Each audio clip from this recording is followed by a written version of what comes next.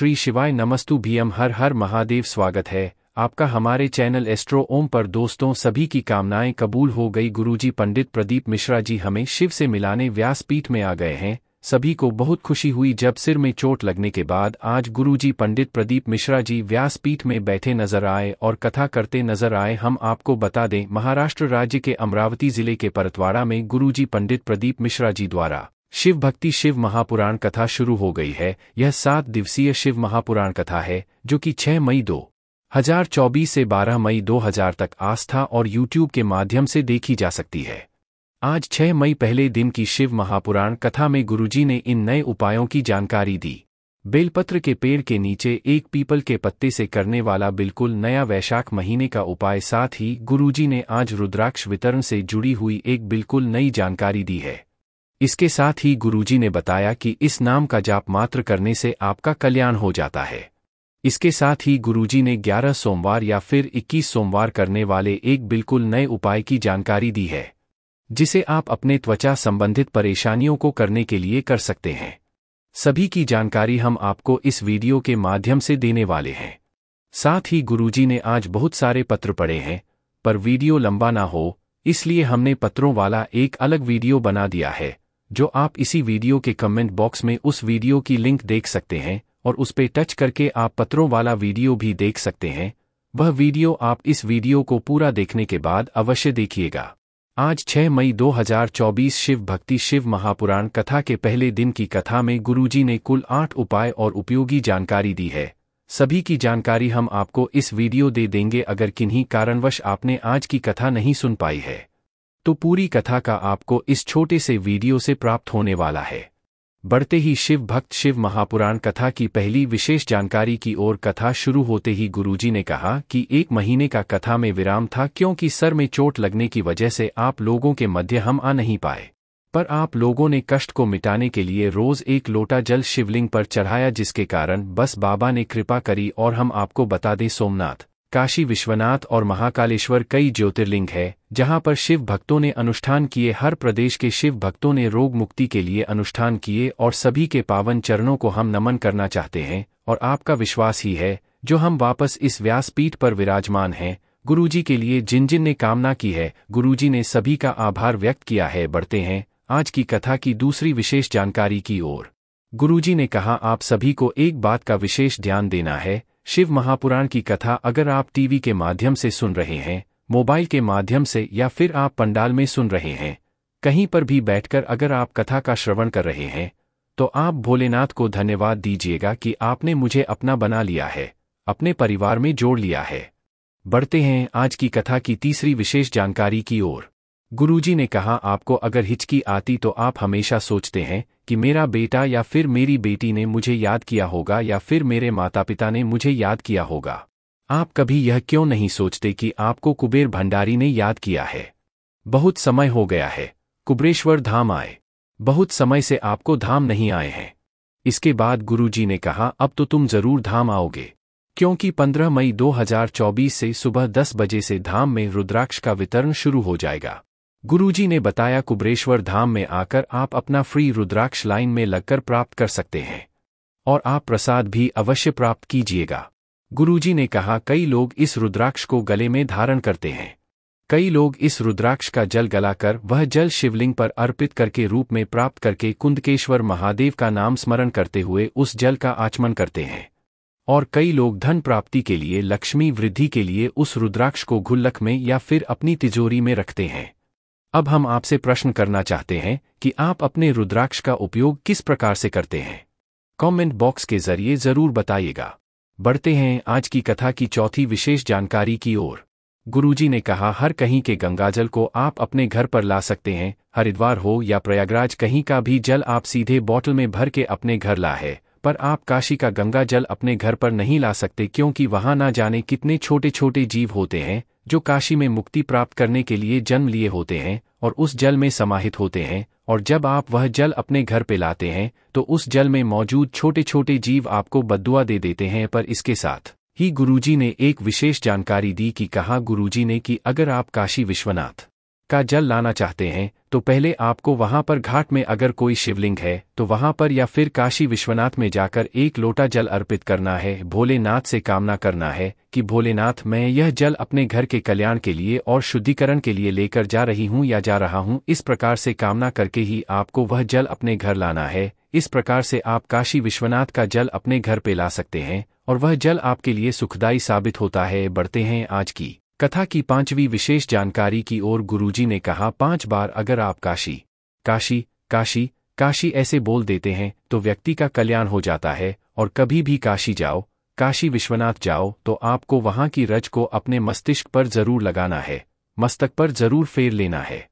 और जल अगर आप वहां से लाना चाहते हैं तो आप उस जल को एक बार काशी विश्वनाथ के मंदिर में जाकर भोलेनाथ के सामने से जरूर निकाल के ले जाएं। क्योंकि अगर उस जल पे जब काशी विश्वनाथ की दृष्टि पड़ जाती है तो वह जल कल्याण करने वाला बन जाता है। बढ़ते हैं आज की कथा की 6वीं विशेष जानकारी की और। गुरुजी ने वैशाख के महीने मिट्टी के पात्र का जल शिवलिंग पर अर्पित करने का महत्व बताते हुए कहा कि वैशाख के महीने में मिट्टी के पात्र में भरा हुआ जल आपको जरूर शिवलिंग पर अर्पित करना चाहिए। वैशाख के महीने में यदि किसी नारी को संतान की प्राप्ति नहीं हो रही है, 30 वर्ष से भी अधिक वर्ष हो गए हैं, तो आपको पीपल के पत्ते को बेलपत्र के वृक्ष के नीचे ले जाकर पिपलेश्वर महादेव का नाम स्मरण करते हुए 7 बार उसके ऊपर जल अर्पित करना है। अब आप एक कलश का ही जल 7 बार में अर्पित कर सकते हैं। मतलब सबसे पहले पीपल के पत्ते की आवश्यकता होगी और पीपल के पत्ते को आपको बेलपत्र के वृक्ष की छाव में बेलपत्र के वृक्ष के नीचे जड़ के पास रखना है। और इस पीपल के पत्ते में आपको पिपलेश्वर महादेव का नाम स्मरण करते हुए एक कलश का जल 7 बार में अर्पित कर देना है। पूरा जल अर्पित कर दें। इसके बाद आपको इस पीपल के पत्ते को उठाकर अपने घर आ जाना है और आपको रात्रि के समय इस पीपल के पत्ते को दूध के साथ उबाल लेना है। उबालने के बाद आप इस पीपल के पत्ते को निर्वाल के रूप में है, मतलब विसर्जन के रूप में रख सकते हैं या फिर किसी वृक्ष के नीचे भी छोड़ सकते हैं। अब उबले हुए दूध का आपको सेवन पति पत्नी दोनों को करना है। गुरुजी ने कहा कि आप यह विशेष उपाय वैशाख माह में 3 से 4 बार अवश्य करके देखिएगा, संतान की प्राप्ति निश्चित होती है। गुरुजी का बताए गए संतान प्राप्ति का वैशाख माह का बिल्कुल नया और विशेष उपाय है, जिसे आपको इस वैशाख माह में अवश्य करना है। वैशाख माह के बचे हुए 15 दिनों में आप रविवार को छोड़कर कभी भी किसी भी दिन यह उपाय कर सकते हैं। बढ़ते हैं आज की कथा की 7वीं विशेष जानकारी की ओर। गुरुजी ने कहा, जैसे आप अपने घर से बाहर निकलते हैं तो आप अपने साथ दवा लेकर निकलते हैं, दवाइयाँ लेकर निकलते हैं, उसी तरह आप जब अपने घर से बाहर निकलो तो अपने माता पिता का भी आशीर्वाद लेकर निकलो। ऐसा करने से आपके साथ दुआ भी चलती है और जब दुआ और दवा आपके साथ चलती है तो आपको जीवन में उन्नति ही देखने को मिलती है। बढ़ते हैं आज की कथा की 8वीं और अंतिम विशेष जानकारी की ओर। आज की कथा में गुरुजी ने त्वचा संबंधित किसी भी प्रकार की समस्या होने पर एक विशेष उपाय करने को कहा है। यह उपाय आप किसी भी 11 सोमवार या 21 सोमवार को कर सकते हैं। गुरुजी ने कहा 11 या 21 सोमवार आपको 5 बेलपत्र लेना है और 5 बेलपत्र का आपको कमल पुष्प बना लेना है, कमल की आकृति बना लेना है। मतलब आप बेलपत्र की जो डंडी होती है उन सभी डंडियों को आपस में मिलाते हुए एक कमल जैसी आकृति बना लें। अब आपको इस कमल पुष्प को शिवलिंग पे अर्पित करने से पहले सबसे पहले आपको माता अशोक सुंदरी के स्थान पर इस कमल पुष्प का स्पर्श करवाना है। बाद इस कमल पुष्प को आपको शिवलिंग के ऊपर अर्पित कर देना है। गुरुजी ने कहा, शरीर में त्वचा संबंधित किसी भी प्रकार की समस्या होने पर आप यह विशेष उपाय कर सकते हैं। शिवलिंग के ऊपर कमल पुष्प को अर्पित करने के बाद आपको 1 लोटा जल शिवलिंग पे अर्पित करना है। पर अगर आप 1 लोटा जल शिवलिंग पर अर्पित कर रहे हैं तो उसके पहले गुरुजी ने एक कटोरा को जलाधारी के नीचे रखने को कहा है, जिस पर आपको जल प्राप्त करना है। कटोरा जो आपने रखा है नीचे, उसे रखने के बाद आपको धीरे धीरे शिवलिंग के ऊपर जल अर्पित करना है। जल अर्पित करते समय आप श्री या फिर नमः शिवाय या फिर ओम नमः शिवाय मंत्र का उच्चारण भी कर सकते हैं।